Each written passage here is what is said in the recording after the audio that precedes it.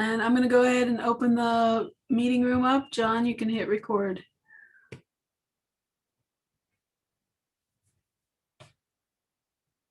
Hi, friends. Welcome, YouTube viewers. We appreciate you being here tonight with us. We'll get started momentarily.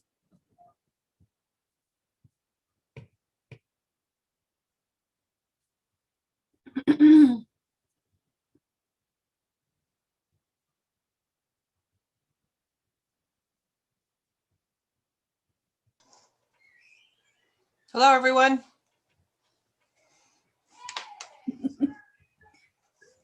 Welcome, everyone. Welcome, welcome.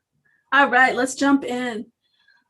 First off, we want to thank you all for being here tonight, and I want to thank our poets for taking part in this One City, One Book campaign. I know it's not an easy topic, and I know it can be heavy for us, and I know it can be triggering for all of our friends out in the audience and in YouTube land, and for us as participants. So I do want to let you all know that SF War, that's SF Women Against Rape, is on call tonight. And throughout this campaign, they do know that we're having programs and are extra staffed up. So if you need any assistance, please do reach out to them, and I will put all sorts of info in the chat box after I'm done doing the talking and turn it over. And we want to just one more shout out for them, and there's the graphic if you want to write their number down, but I will put it in chat, and they have been amazing partners throughout this events. We want to welcome you to the unceded land of the Ohlone tribal people and acknowledge the many Ramaytush Ohlone tribal groups and families as the rightful stewards of the lands on which we reside and work here in the Bay Area. Our library is committed to uplifting the names of these families and these community members with whom we live together. We encourage you to learn more about first-person rights, and we have lots of programs and lots of reading lists because we love making reading lists, and I'll share those with you momentarily. And we just want to read a quick statement from our racial equity about the recent violence against AAPI communities, and we condemn this attacks against our communities. And we stand in solidarity with our Asian communities, neighbors, and colleagues distressed and hurt by these attacks. We also acknowledge that these events are complicated by the entanglement of anti-Black and anti-Asian stereotypes in reporting of these acts of violence. We believe everyone has a stake in dismantling white supremacy, and both anti-Black and anti-Asian racism both uphold white supremacy. We at the library work very hard and have been working very hard on our racial equity commitments and work. And so I encourage you to check that out as well. And I'll put a link in the chat box. Upcoming events, we are still celebrating One City, One Book.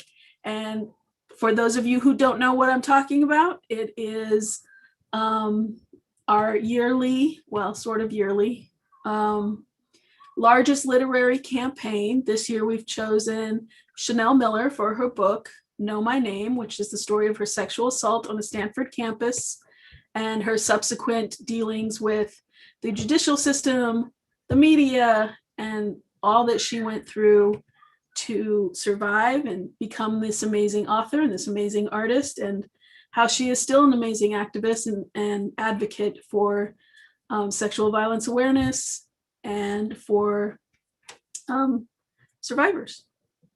So we get to, with our One City, One Book campaigns, we get to book amazing folks and amazing poets and amazing artists, and all aligned with the topics of the book. So next Monday, you do not want to miss Aisha Shahida Simmons and her revolutionary documentary, No, the Rape Documentary. And she will be in convo and Q&A following the event. It is going to be a little bit of a long night, so come, get your dinner, bring your dinner, and join us. And she is outstanding.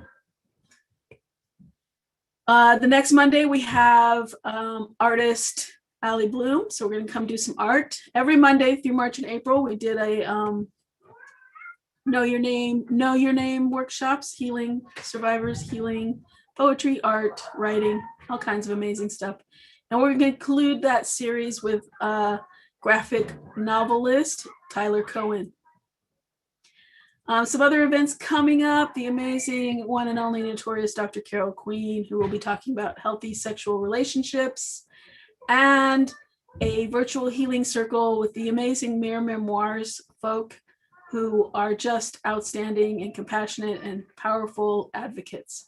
So come to the healing circle if you need to be at the healing circle. We don't do any of this alone, for sure, by no means. Our friends of the San Francisco Public Library sponsor all of these amazing events. And I wish that I could pay you all like $5,000 each. I would love to. A couple more zeros. So we appreciate your time and your energy in being here, poets. Kim, you are invaluable to us. We will never let you go. And to all of our partners who worked on this campaign, we want to thank them. And just one more shout out for SF War, and I will put this in the chat box after we get going. And then without further ado, all of these amazing poets that joined us tonight, Kim Shuck, I am going to turn it over to you, Natasha Dennerstein, Molly Fisk, Kelly Grace Thomas, Kelliane Parker, and Ramona Webb. I appreciate you all for being here. Kim. Thank you. This particular poetry event was difficult to book, not because there aren't fabulous people who are perfect to speak at such a thing, who have worked at this for years, who have had this as a topic for a very long time, but because there are too many fabulous poets who have the qualifications to be part of this. I have to say that between the people who have written about this before and the people who've never spoken about this, the fact is that I don't know a poet who doesn't have material on this subject. I said this at the last event. For the rest of time, and not run out of poets, and that is really upsetting. And part of it is that the system that we live in is essentially preps people for not reporting things that happen to them. The system guards people who enact violence, and in doing a lot of research around this, I just got angrier and angrier and angrier, which is, I guess, part of the problem too, because I should probably think about it a little more often. We have the enormous pleasure this evening. Maybe pleasure's the wrong word. A lot of tonight is going to be, a swift kick. So just put your seatbelt on. Every one of these women was very carefully chosen. Part of the problem is how cultures that are in charge see women, women of different origins, women of different cultures. And during the last event, Avacha said that she had a good poem to read, and I thought, there is never a bad time to involve Avacha in a poetry meeting. So we're going to start out with Avacha. Thank you so much for being here, lady. For those who don't know, epic organizer of poetry, phenomenal poet and musician. I could go on, but I'm not going to, because you should look into it. Welcome, Avacha. I am so honored to be here tonight and to be able to do this poem. It's from my book, but anyway, it's called The Screaming Silence, or Every Teacher's Greatest Nightmare. Little Liliana sat in the back of the class, such a pretty girl, smart as she was pretty and as distant as the planet Mars. She'd never look into my eyes, and I never knew quite what to say. I mean, what do you say when all you can see is what remains of the pain and the years drowned by tears and the secrecy, the secret, her secret? Frankie, he was just a little boy, an almost perfect little boy, strangely beautiful, quiet and shy. He wore his silence so loud it screamed. Frankie never seemed to laugh or play, and even though he never let me get too close, he'd sort of always sneak up on me and rub his face up against my arm, then run away when I tried to touch his shoulder and hide behind his terrible secret, that secret, and it hurt. It hurt because I never knew what to say, what to do. What do you do? How do you take the pain away from a silence so loud you could hear the hidden tears? How do you expose the unspoken, the unspeakable, invisible, ever-present hidden monsters, stolen innocence, hidden in the shadows of too many dirty secrets, stolen childhood, hidden behind the pain of too much undeserved shame? Sometimes their helplessness hurts so much, so much burns like a red hot branding iron, and I want to scream for them, cry for them, fight for them, and publicly undress all those monsters who seem to have nothing better to do than to put out the lights in our children's eyes and turn what should be beautiful lives into lifetimes of nightmares. Trying to teach sometimes can be a frightening thing when all you can feel is all the feeling these children have learned to disown. A terror so strong you can feel the buried fear, hidden behind the blank deadness of their eyes, eyes that have forgotten how to cry, eyes of a child who's seen way too much, been felt up too much and touched on so much they finally shut down and turned off at the thought of any kind of touch and learn how not to feel anything at all. And it hurts. Lord, it hurts, it hurts. It hurts so bad because I still don't know what to say, what to do. How do you take the pain away from a silence so loud you can hear the hidden tears? How do we expose the unspoken, the unspeakable, and pull off their invisibility, their pretty mask, the pretty masks that cover whatever we don't want to see? Why can't we call these hidden monsters by their names and stop playing games? It's time to free up all the little boys and girls before they get forever lost in a cesspool, before they've been completely destroyed. It's time we tear down the walls and let these children know they're not alone, that what happened was not their fault. I say what happened was not their fault. Their only crime was a beauty so powerful that the evil and the beast could not sleep till the beauty was reduced to a horrible level of filth and ugliness, a feeling as ugly and cold as the hole that once housed a molester's soul. I say it's time. It's time for this emotional prison to fall and expose this insanity for just what it is, a sickness that's older than dirt, a madness that causes nothing but hurt, and throw some very, very, very serious light on the world's most violent and most damaging and most well-hidden secret. Thanks for listening to my words. Thank you so much for participating, Avacha. Our next poet Well, is lost. There you are. Kelly Grace Thomas is somebody who's worked out for a while. We know that she has material on this. She was asked because of some things she sent me, which are spectacular. Please welcome Kelly Grace Thomas to the microphone.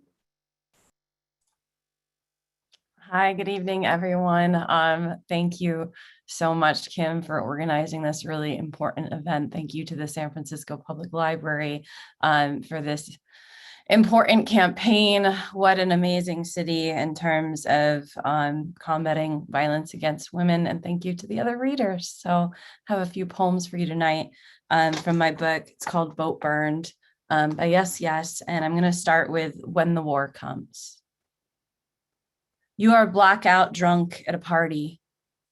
He fucks you on a mattress without sheets. You run from hands, wish for arms. When the war comes, you lose your wine in a bottle of names. When the war comes, you're only 16. You have not learned the word combat. The war is here inside this room. And you think that love is locking the door. You empty yourself of mouth, crawl from him, a smudge of body. When the war comes, you are unarmed in the soupy dark. There is blood on the mattress in this room, passed through the hands of many generals. They never speak of bodies. They only blame the war. Thanks. This next poem is called Naked. He takes me in tiny bites of bedroom. He is always there. Feeds until I grow sick, my stomach ripened. He doesn't need a face or a name. I give back the garden of blood, bone, the book that named me. He licks his lips as he watches. I don't believe in sin or the many men. Liberty is sick of being someone's woman. Every night I take apart my breasts, clean my weapons, cross them. I sleep alone, take my body, but leave me words grieved through grammar lust, hollow enough to fit inside a pretty mouth.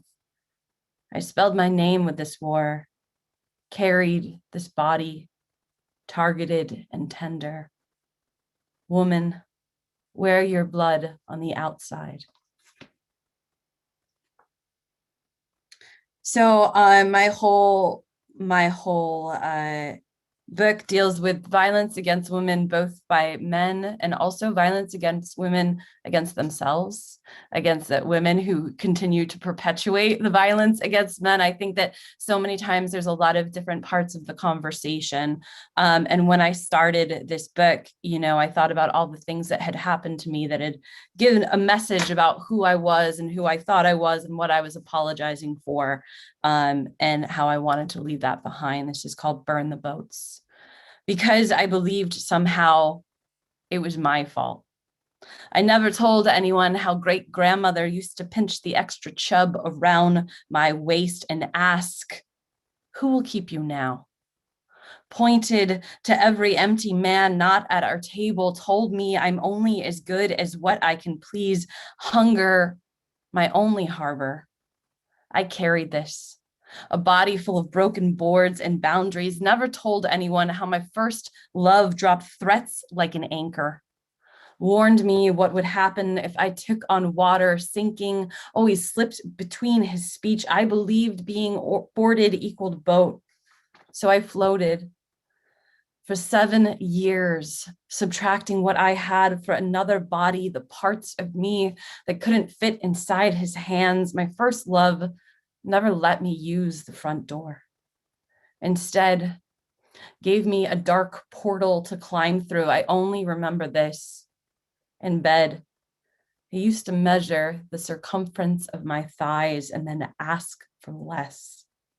I became the smallest vessel I could steer. Every day he climbed through my story, until I gathered enough distance to choose another name I can't turn back. I strike a single match, burn myself brighter. The boats that built me smoke on shore. All right, and I just have 2 more poems for you all tonight. This next one is called And the Women Said, and thinking a lot about, the collective conversation, the collective voices, the collective cries for help that seem to, not always be heard in many more ways than one. And this is called And the Women Said. Watch as men call us lottery tickets. Watch as they cash register us into gamble, into played out combinations of sweaty bills and pocket want. Watch as they lick their lips for a better life. Watch as they pout when we don't pay out, when the bling of our breasts don't make them Cheshire Cat the same. When we got our own debts that have to be paid to mirrors, to mothers, to the way our hearts traffic light in the closet after we sold ourselves whole. And the women said, feel the way we became campfire, how we ghost storied into this dangerous beauty, how those men can't scrub out our smoke, our blue, learn to burn slow, stand still like the moment between begging and maybe. Feel the way that we soil into shovel, how we let ourselves be held even after a matchbox tongue misspoke our flames, even after we told Flint, you don't live here anymore. And the women said, feel how we are not open fields waiting for their strike. They cannot bury us deep, call us things of war, and be surprised when we landmine. And thank you again so much for having me and for this amazing night. I can't wait to hear everyone's work. This is the last poem. I think whenever, I'm talking about this, I want to always lift up women, their beauty, their strength, their resilience. So this is called Boat Body. There is not enough distance between us and the body. I beg the women, build an ocean, turn on tongue and territory, bargain fire, tease flames into family, taunt each island into telling these stories, still birthed in our bellies. A century apologizes for someone else's hands. I cradle my grandmother, ghosted into guilt. Can't forgive this landscape. I will not kneel for a man's affection. Women, keep this world bloom dizzy. Teach these teeth to tender. We are swollen with tomorrow. It's time to holy one another instead. Saltwater saints crowned and sea foam, the blue of each majesty. They cannot sink us if we name ourselves sea. Thank you so much. Thanks for listening.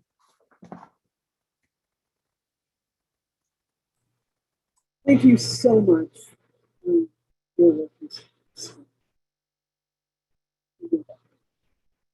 Kelliane,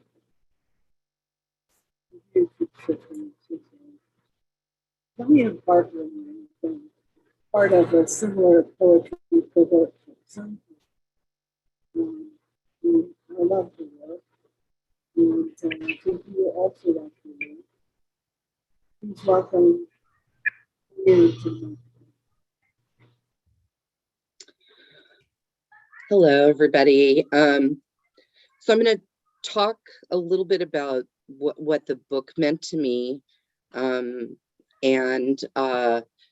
I'm also just going to talk about a couple things that really drive my work. So people that are familiar with my work know that I talk mostly about trauma and dissociation.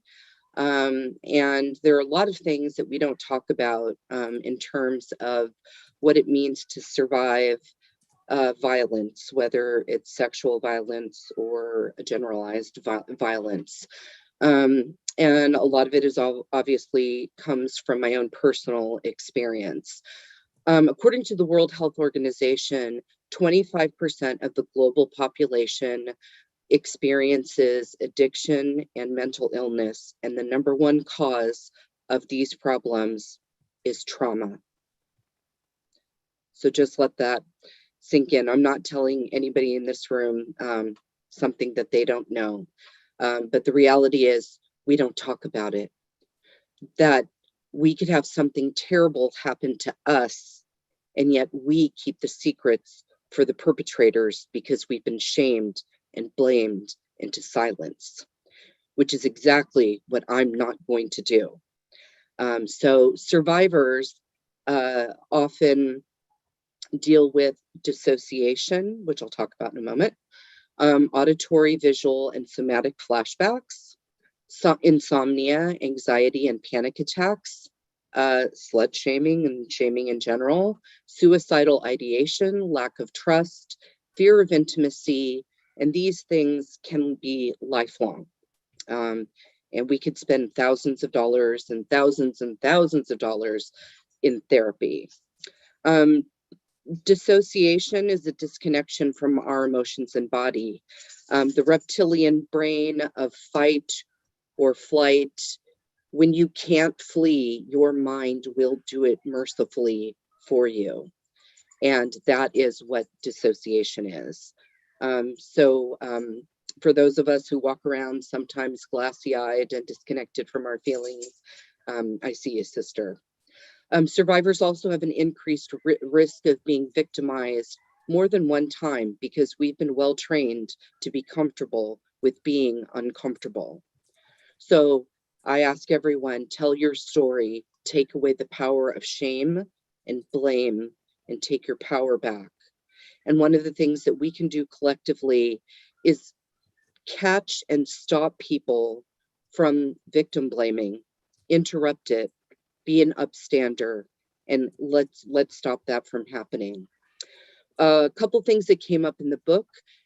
She mentions this calm exterior that she's always kept for herself, and these little fish of anxiety that keep jumping and breaking through the surface. And that really resonated with me, those bursts of uncontrolled panic and anxiety. I thought she did it beautifully.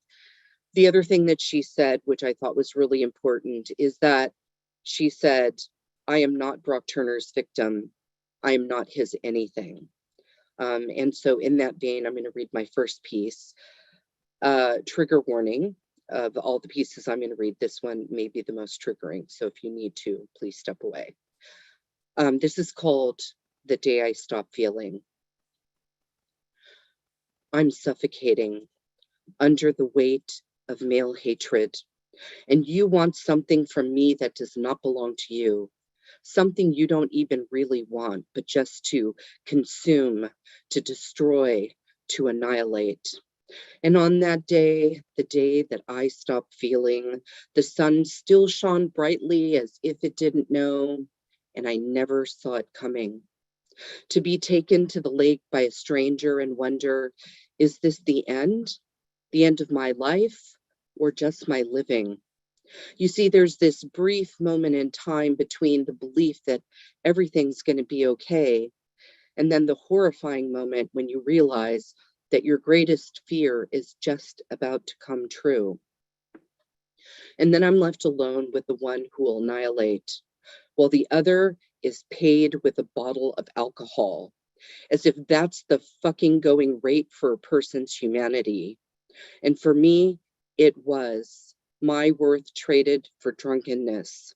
And I'm trying to hold on to myself like, how is this happening? And my head smacking up against the window, but I'm not really there. You see, it was not the first, but it was the worst. It was the day that I stopped feeling for many, many years. I sat back and I watched as the last fragile part of myself get slammed to the ground and shatter into a million unfixable shards. And part of me celebrated, for you can only be reduced to shards but once, and then slowly it loses its grip of power and becomes a nuisance. I remember a time early on where I spent days just smoking cigarettes, just trying to pass the vast emptiness created by your contact with me, long after the blood washed away and the bruises faded. And here I sit now, one of an army of robots created by your belief that anything about you matters. It does not.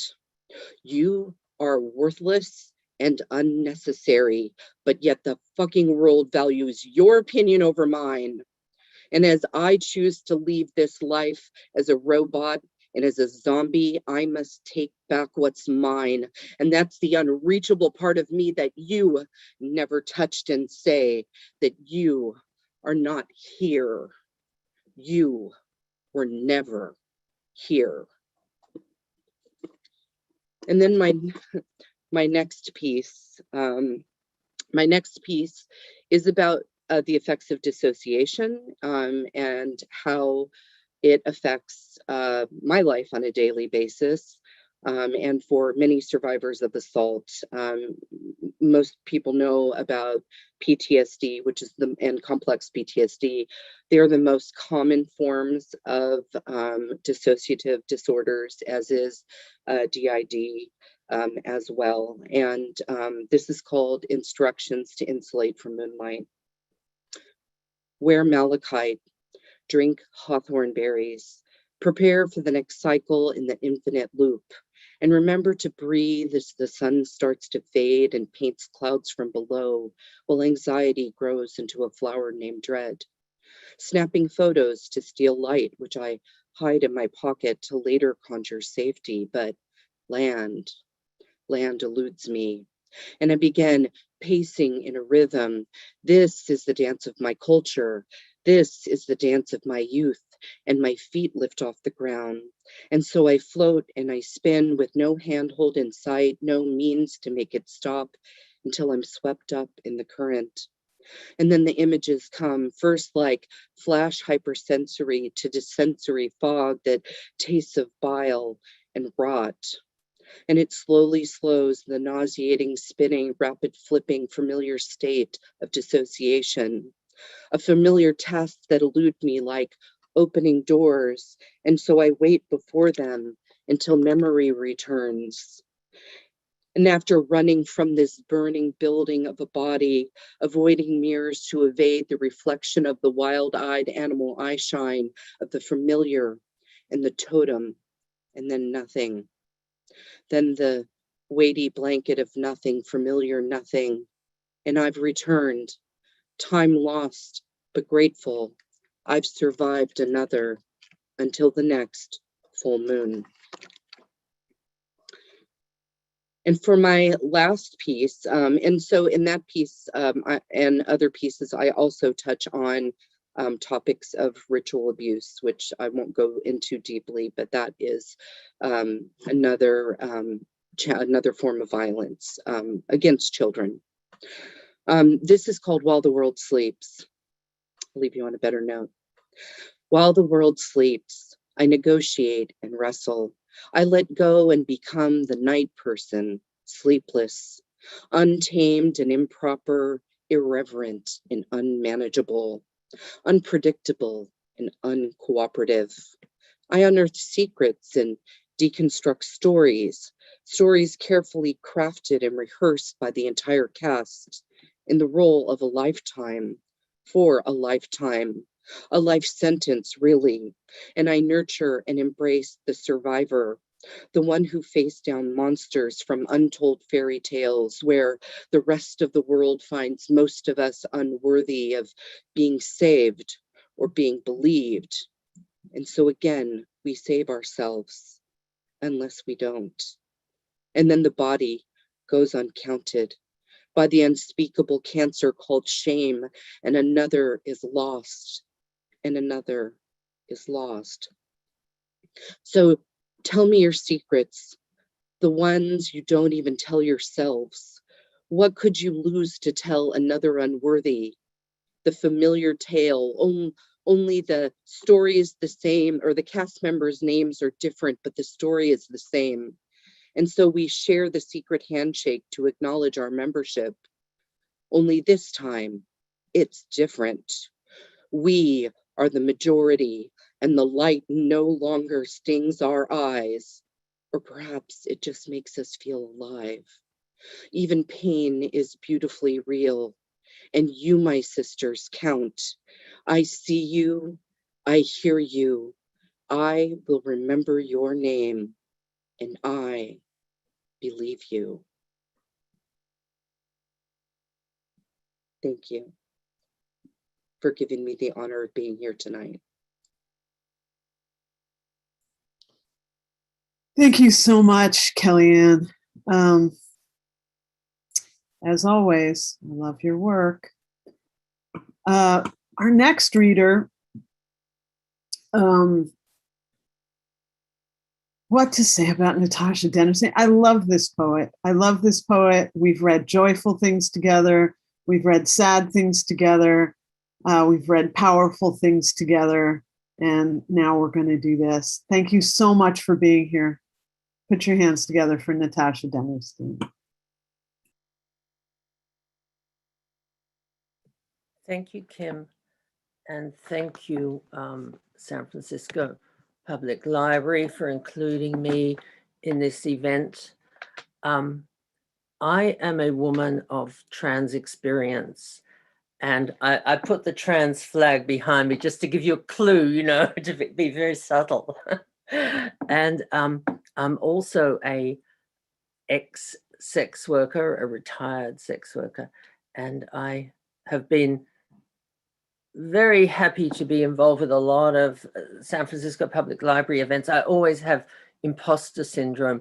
I always think, oh, they'll, you know, they don't really want a trans woman with a history of sex work, but I'm taken seriously by the San Francisco Public Library because it's San Francisco, and I am delighted and honored to be included in the work of the women that are reading today. And I will read some pieces. The first one's called The Rainbow of Injury. 1, you see red the first time he hits you. You are amazed how much blood spurts out of such a small wound, how the splatter pattern of that bashing is a Jackson Pollock dripping down the dry wall of your mind.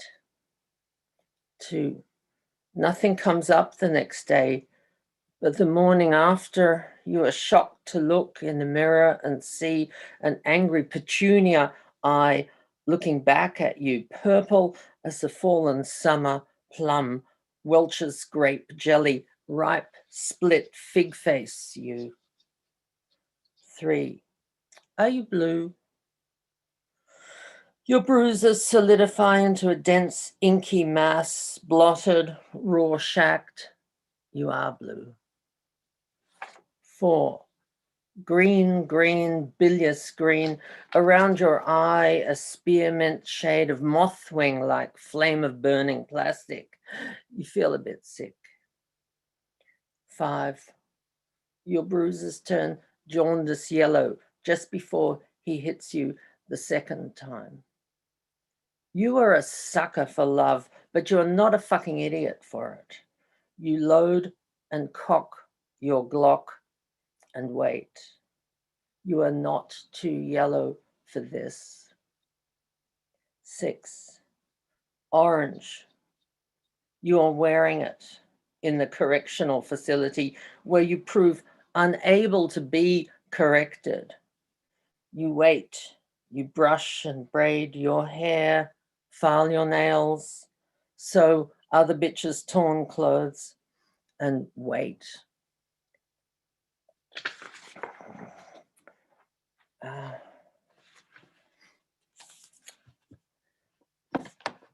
Carousel horse. You pull on your spandex mini dress, light blue, and jack up your titties in a push-up bra, hot pink. Stagger out the door in your scuffed up heels, 5-inch, to work the streets to earn enough cash, to buy enough dope, to get high enough to work the streets. You cop the insults, cat calls, potty mouth taunts, cheap perverts, and just suck it up, girl. You gotta wear your thick skin when you're out there, hour after hour, night after night, trying to work the streets to earn enough cash, to buy enough dope, to get high enough to work the street, bitch. You suck cock after cock and take plenty in the back door, carry mouthwash and enema in your battered purse, leopard print. Despite blistered feet and torn up ass, you persist in working the streets to earn enough cash, to get enough dope, to get high enough to work the streets. You count out your life in $20 bills, realize that everything's got a price, even you. You get sick to your stomach, sick to your soul, but don't know how to stop the carousel of working the street to earn enough cash, to buy enough dope, to get high enough to work the street. The occasional arrest, a law enforcement vacation, and a stint in detox or rehab, a welcome break. But you always have to get back on that goddamn horse when you work the streets to earn enough cash, to cop enough dope, to get high enough to work the streets.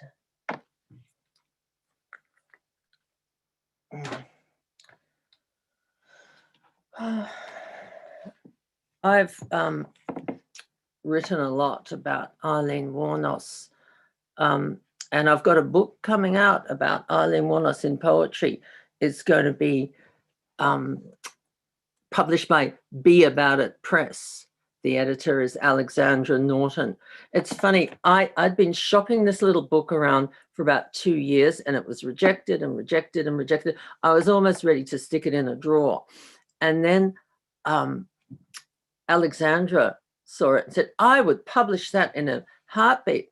And I said, oh, really? Yes. And I realized all the people that had rejected that book were men. I thought, of course they did. Of course they rejected it. Of course they didn't want to publish it. Of course they didn't want to read it. But yeah, stupid me. I was just not smart enough to look for a woman publisher, but the first one that saw it said, yep.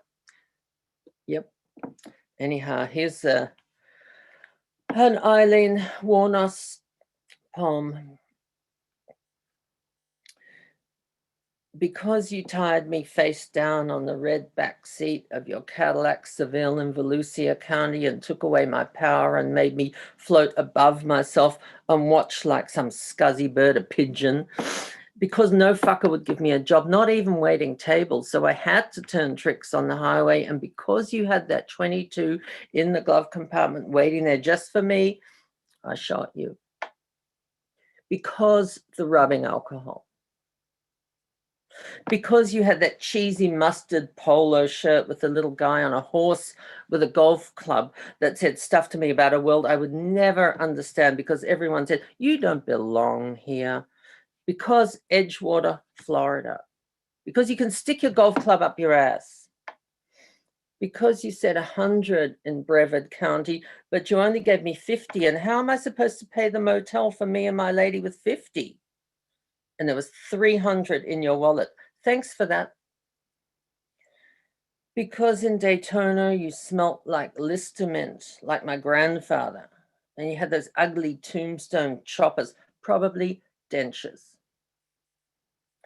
Because you didn't rape me in Suwannee County, but you were gonna, given half the chance. Because it was a defensive, preemptive strike, Your Honor, like the natural world, eat or be eaten.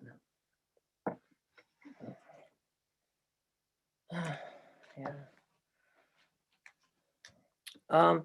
This next poem is about the 1944 movie called Gaslight, which, you know, I think many people have seen it. There was a British one earlier, and it came from actually a play, a stage play, but it's the 1944 one that's very famous, the film. And I have used the plot of the film of Gaslight and interspersed it with a contemporary situation as a contrasting and trying to discuss the concept of gaslighting in the context of the film, which, and it may or may not work. And it's called Gaslight 1. 1944, the film, ingenue falls hard and heavy for dapper older man, hand kissing, spats, gloves, orchids, tuxedos under the gaslights. He tells her she is his only one. She believes him. There are chocolates. 2, you meet your Romeo on OK Cupid. You date, he pays. When it's too good to be true, you halfway know it is. There is subterranean connection. You watch him study your buttons, become adept at pushing them. It feels real. 3, she is not alarmed at first, the Ingrid Bergman character, at the scraping upstairs, squirrels, rats, notices the gas lights dimming. Light from gas is notoriously capricious, she tells herself, could be overuse elsewhere in the street. 4, a few things don't add up. You dismiss them, don't want to be paranoid, nagging, fear you'll repel him like opposite magnets. His stories are inconsistent. He becomes distant when questioned about his comings and goings. You hold your tongue. 5, the Charles Boyer character tells her she is imagining things, has an artistic disposition, a febrile imagination. The missing objects are merely misplaced. The light from the gas is regular. It is she who is not. She believes him. 6, parking tickets from the other side of the bridge, receipts for unusual amounts, house paint, 3-hour delays, the evidence mounts pointing to some other life. He is translucent. You start to doubt him. 7, he pulls out his fob chain, but no watch. Lo and behold, it is in her purse, but she can't recall putting it there. He sympathizes, suggests she travels to a spa for her hysteria, her nerves. Did she take it? She's not certain either way. 8, you startle him. His hand flies up in self-defense, a reflex blow. He says he doesn't mean to strike you, yet it draws blood. Says he would never hurt you. You choose to believe him. After all, it is your own fault nagging him so, he says. 9, everything she sees feels unreliable. Just when she's convinced she's going mad, suddenly the denouement, stolen jewels hidden in the attic, previous marriage to her murdered aunt, desperate search for the treasure. Hell hath no fury. 10, you empty his workout bag to wash his sweats, boxer shorts, a deck of cards, socks, a telescopic steel truncheon. You realize you don't know him at all. His response is 5150. Commitment. It's what you've always wanted. 11, when the murdering jewel thief is lashed to a chair, she says she will release him, help him escape, avoid incarceration, but no, just messing with you, she says. Or am I? Maybe I am, and maybe I'm not. 12, you get your purse, get ready to go to Claudine's. You need a friend. He blocks the doorway. Your friends are all against me, he says. You will make a fool of yourself with your false claims, your imaginings. You stay. Oh no. Thank you. I'm going to close my little set with a love poem after all of that. I don't generally write love poems, but here's one. It's called Collision. When we met on the 4th of July, I saw dahlias in your eyes blooming. When you kissed me, entwined your hot tongue with mine, fireworks exploded, hot pink camellias, gigantic against the night sky. Thank you.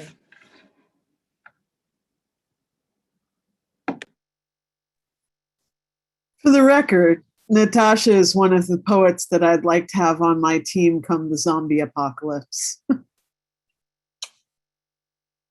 Love you, lady. Our next poet is what kind of things to say about Ramona? Ramona Webb is, I believe at the moment, a cultural center director. Am I correct? Yeah.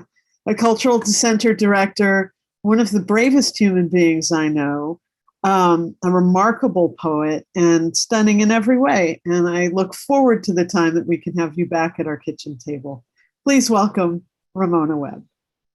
Thank you so much. Thank you so much. I appreciate the honor of the invitation. Grateful to be here in the room with such brilliant voices. My name is Ramona Laughing-Brook. I'm Afro Creek Muskogee. My pronouns are she and they. And I'm going to be reading some poems that are from my one-woman show, How to Catch a Rapist in 12 Parts, which chronicles my journey to prosecuting the man who raped me 25 years ago. I'm also going to be reading some new work from this new series that I'm entitling The Healing Survived Journey.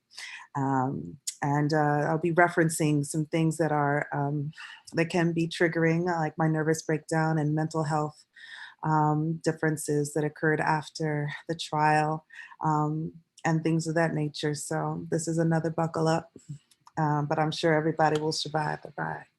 So starting this beautiful moment with the story, Survivor of Rape. Vagina beaten and scarred. Internal touch reached too far, jagged edges plunge, sticky, not slippery, doom soon filled with transition and transmission. A baby bites to remember you by. Fertile fires cry no. You don't know what it feels like to be raped by you. You, still looking to be a victim too, I too now bear your scars of dirty drinking and dirty thinking, not of my remorse. See, your loose habits brought me genital scars. You, too high to remember. Your face painted with pain and regret, fear no longer anger, let go, pill addiction, throat chokes with pills, and nobody knows my secret, no, nobody knows my secret, no, nobody knows my secret, internal chunks of nothing fill the grass, and God refuses my offer. Mental scars begin, bitches and whores I became, myself to blame, these your blaring whispers, if I can't have you, no one can. Promises, promises, now no one will. Raped and hated, blame falls with loud hellos. Fuck you, too late, bitch, I love you. Apology accepted. I'm now sipping bagged bottles more than now and again.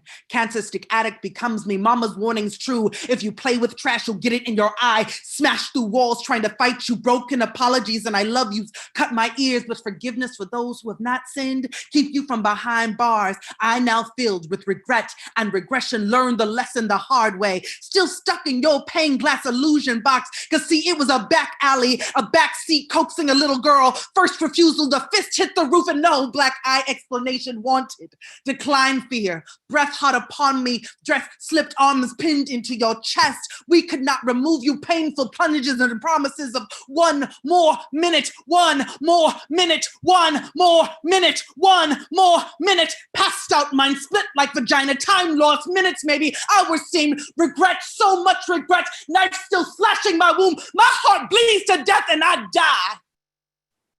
And I die. And I die. You cuddle and console my blooded remains. Puco eyes now shamed at endeavor, knotted cum stained rubber creates no illusion. Cause see, you say it first in amazement with damn, I just raped you. But I am dead and do not hear you. Many short apologies soon follow. Many dirty, angry fingerprints with hot showers trying to erase. But I cannot forget the slay of my soul. And your tormentous guilt gives me no pleasure. Because of you, I have climbed from the pit of death's stomach and poured life back into my Godhead embryo, born into knowledge of self now for an eternity you yet to conceive, for the road less traveled is lonely and cold with redemption at her meet. And I will know a greater joy because I have known this great pain. For I no longer even fear you. You are now just a mere conclusion in my lifetime. And so now I've decided to press charges against you. And it all began when I stopped being a victim and became a survivor of rape. Now, bitch, I love me too. So beginning with the story. Thank you for holding space for that.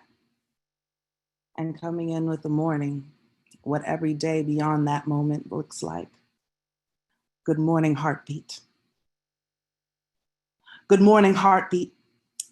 Racing to the wind, I look to the window still, steady my eyes on the light in between those latches, clutch the bed tight to gain my grip and gaze, and we start the countdown to breathing.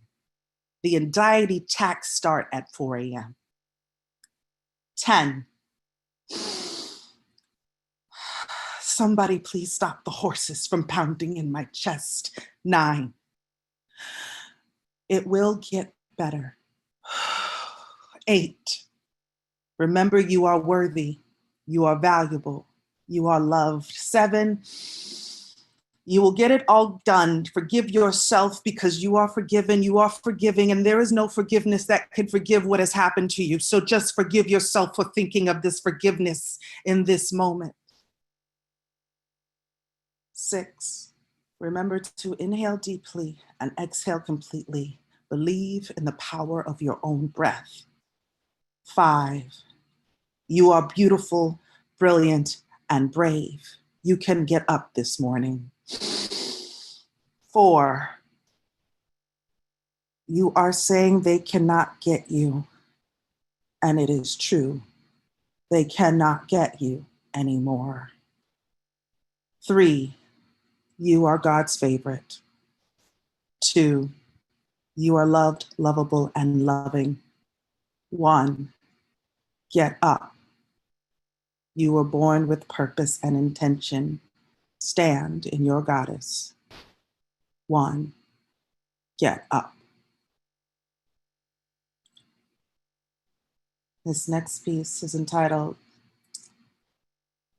In 12 Parts. How to Catch a Rapist. When he writes to you, do not respond. When he tells you that he loves you, do not believe him. When he likes your friend's post, grind your teeth and pretend Facebook is not real. I am not really here. He is not really here. He is stalking me like a victim would. He is playing safe and gentle. Pretend is his thing. He is laying and waiting for you to fall. He knows how I feel. Wait until he is bitter and mean. Then tell him the truth. Watch him not believe it. Hold his e-hand and show him your memories. Tell him to ride them farther back than he wants to. Tell him no. Tell him he's a liar. Then tell him you'll call him when it's all over. Tell him when he writes it all down, he will hear your voice. Dangle yourself as damsel. Be the bait and wait for him to hunt you, and he will hunt you. Let the air be vacant between you. Let him spin on it. And when the devil asks you to dance, you say yes and believe that your wings are faster. Run when at all possible. Hide in the bottom of a bottle, in the back of the smoking sections. Hide in starvation. But remember that running don't need no legs.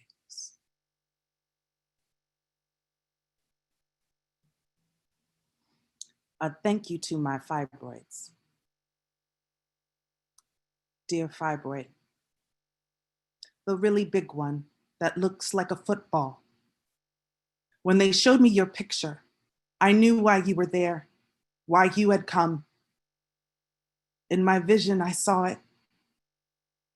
It's so that all the pain, all the hurt, all the anger, all the fear and frustration, all the moments of loss, all of the moments where you didn't believe, they could go there. They could fill up like a balloon and call themselves in a home, not in your head, not in your blood, not in your bones. Dear fibroid, thank you for holding it there. The doctor will pluck you soon. Poem, Invocation for the Black Madonna.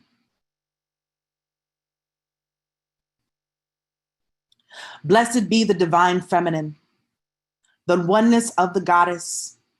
Blessed be the sweet daybreak in her song, the blooming in her womb, belly full of future and promise, sprung from the well of her oneness with a divine fluidity in time.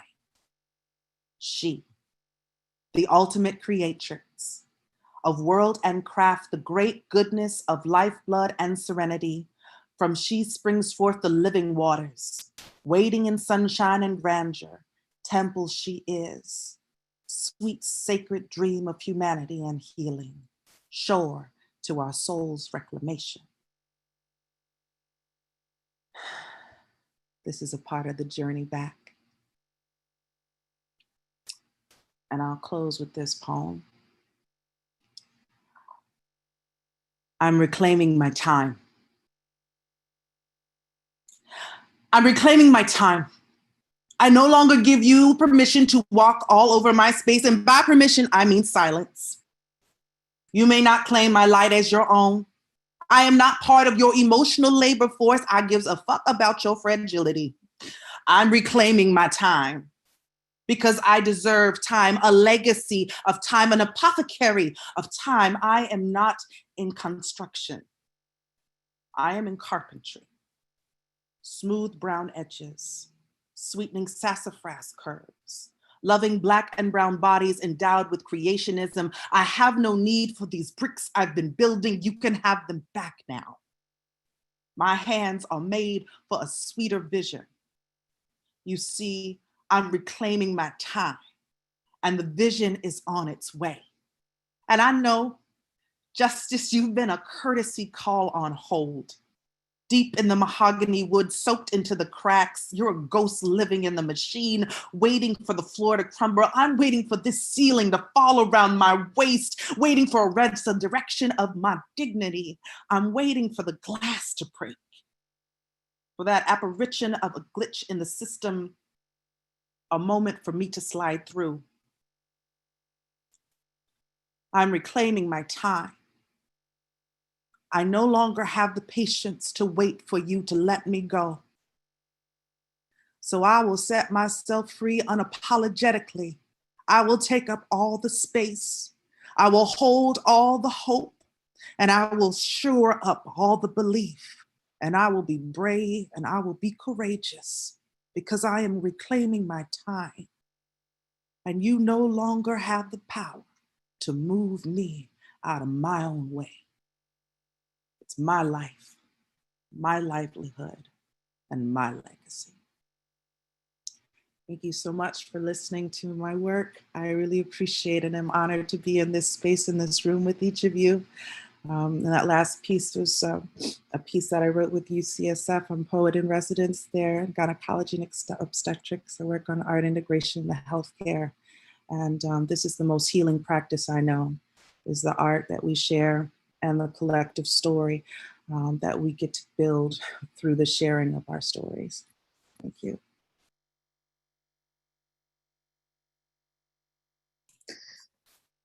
Wow.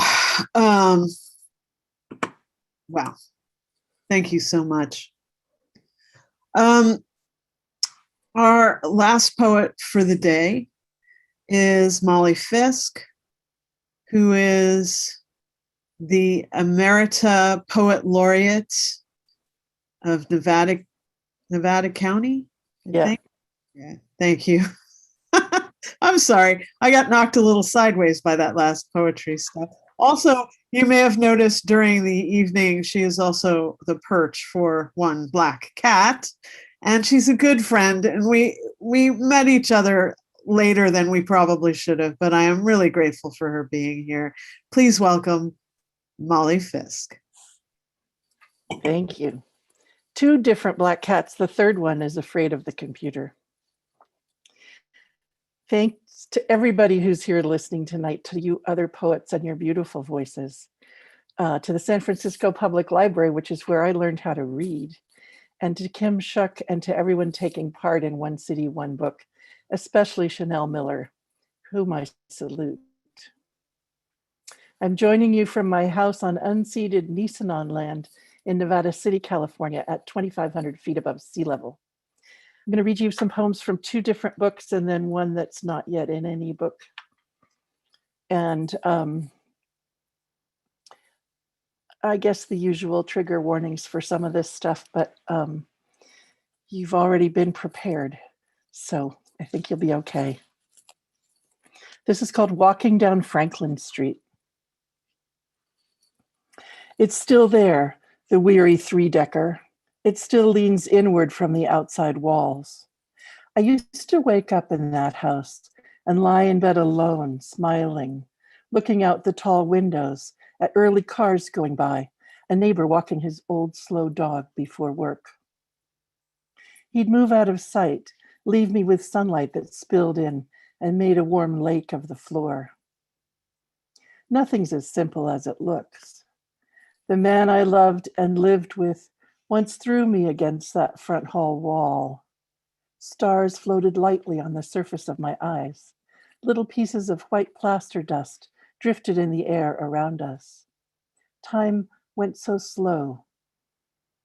I had a chance to think about the precarious lives of women, anonymous dark Egyptians hauling water, pioneers in checked sunbonnets who trudged beside their wagons, nuns bent over herb gardens in 14th century France. Waiting for his next move, I saw all the women who were held against walls. I could hear their thoughts. We were the same person. Our breasts lifted and fell in time to each other's ragged breathing.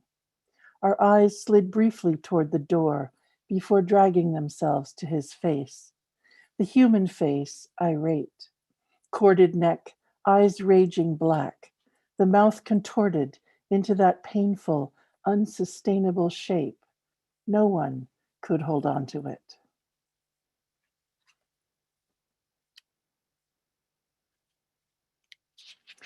On the disinclination to scream.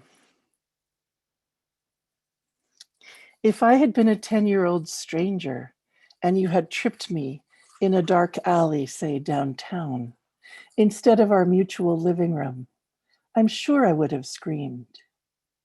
If in the alley you had straddled me as fast, your knees clamping my elbows into asphalt, not the blue Chinese dragons of our living room rug, I might have been quiet there too. When you opened my mouth with your heavy flat thumbs and filled it with pain and flesh, I would have choked in the alley, as anyone would choke. But if you had groaned then and stood up, walked away from the dark street, leaving me to vomit and shake alone, I might have been saved. I could describe you to policemen. Perhaps their composite would match your photo in the Harvard reunion guide. Your fingerprints lifted from the collar of my dress might be found in Coast Guard files. If they never found you and there was no trial, I could have gone home to people who loved me. Horrified, enraged, they would rock me to sleep in soft arms. I would have been frightened, maybe forever, of alleys, strange men, and the dark, but encouraged by the world, who would hate you on my behalf. I would have been as safe as a 10-year-old can be. Instead, I rose quietly from the Chinese rug and went upstairs to wash. No sound escaped me. I couldn't afford to throw up, and it wasn't the first time.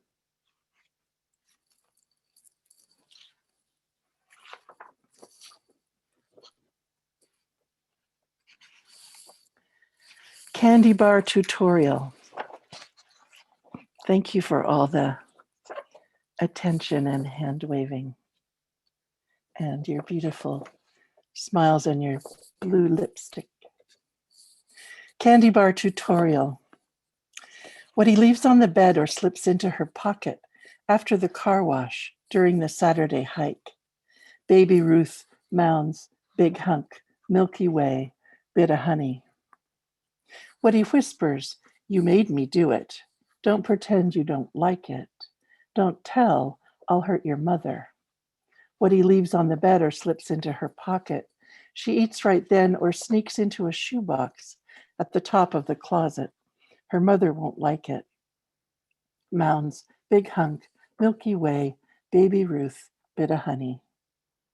When the man in the next town murders his wife with a nail gun, she thinks of 10 pennies scattered among what he leaves on the bed or slips into her pocket.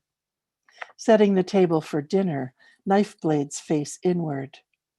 The aluminum taste in her mouth is almost erased by Milky Way, Baby Ruth, Big Hunk, Mounds, Bit of Honey, but not completely.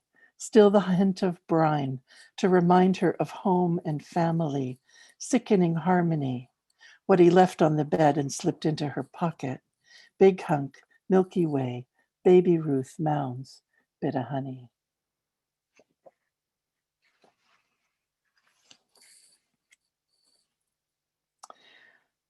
I want to say that I don't believe in necessarily in forgiveness, but I do believe in understanding. This is called Belonging. Long after I'd remembered most of it, after my mother had said, "You've wrecked my life," and Ellen asked me not to send her the poems because they ruined her sex life, and Tom wondered aloud if I were recalling a past life. After Nan said over the phone, "By the way, I don't believe you," and Henry told some of my friends at dinner that I'd always been a liar. After I'd gained 100 pounds and begun to carry it like an open window, and after enough time had passed to dull my anger down to a simmer, I walked to the kitchen one day, a sunny day, a Tuesday, heading for Haagen-Dazs or Ben & Jerry's, and caught my face in the mirror unawares, the rosy cheeks, slight clench in the jaw, and looked back at myself directly with my father's eyes, the purpose in them clear, all the power he carried toward my bed that I was bearing in the direction of ice cream. And I understood how humans do what they do, how they can't not do it. And at that moment, I loved my father, so dangerous and helpless, and loved myself for loving him again.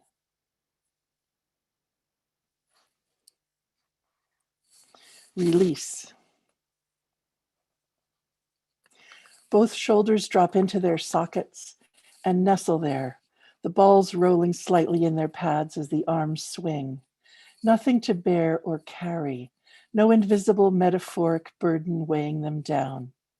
And the pelvic girdle tips at just the right angle, leg bones coaxed from their outward straying, realigned, so patella and toes point truly forward in the direction of travel. No twist or torque, no battery of muscle caught in support of history, mid-turn, wary animal looking back to check for danger. No constant subcutaneous shudder that for years defined the hours. A physical music so familiar, its crippling notes didn't even register as out of tune.